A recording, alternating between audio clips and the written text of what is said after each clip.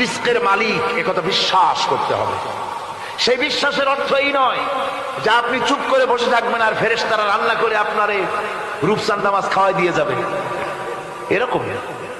বিশ্বাস করতে হবে, কাজ করতে হবে, এর ফলে আল্লাহ রাব্বুল আলামিন রিস্কের ব্যবস্থা করবেন। ঈমান আনার পর প্রথম যে কোয়ালিটিটা হবে সেই কোয়ালিটি হচ্ছে পার্সোনালিটি, আত্মসম্ভ্রম, আত্মমর্যাদা। দুনিয়ায় কারো সামনে মাথা সে নত করবে না, মাথা নত করবে কেবলমাত্র আল্লাহর কাছে।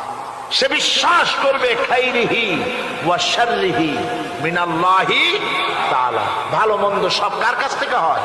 আল্লাহর কাছ থেকে হয়। সে কিছুতেই বিশ্বাস করবে না যে কোনো মাজারের কাছে গেলে, কবরের কাছে গেলে আমার